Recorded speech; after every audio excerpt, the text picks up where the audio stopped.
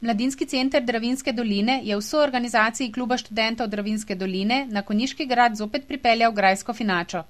Prireditve so se vrstile kar 3 dni, in sicer od 29. aprila do 1. maja. V četrtek, 29. aprila, so mladi pripravili vse potrebno za kres in se zvečer zibali ob sproščujočih zvokih reggae glasbe. V petek, 30. aprila, je številnim obiskovalcem postalo vroče, ko je ob mraku zagorel prvomajski kres. Ko je leta postopoma pojenjal, se je temperatura zvišala na odru, kjer sta karizmatični pevki skupine Luminodoče z zanesljivima vokalama prevzeli vse obiskovalce.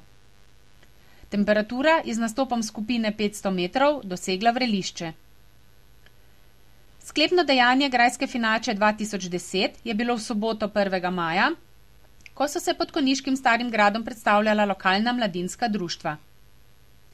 Prizorišče je v soboto obiskala tudi godbena pihala Slovenske Konjice, ki je zaigrala tradicionalne prvomajske budnice, s katerimi je Konjičane v mestnem jedru prebudila že ob 5:30 zjutraj in nadaljevala po konjiških ulicah in ostalih okoliških naseljih.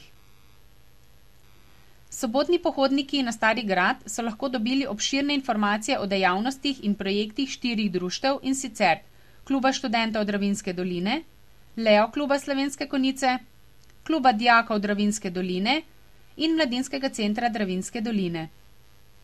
Dijaki so pripravili predavanje in vprašalnik na temo spolnost. Klub študentov je obiskovalce animiral s športnimi igrami na travi.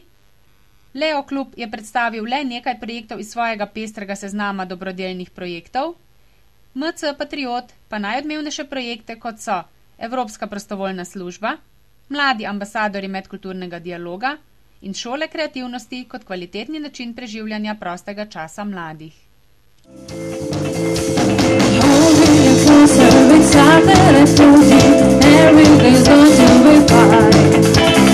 Now that you leave it and try to believe it,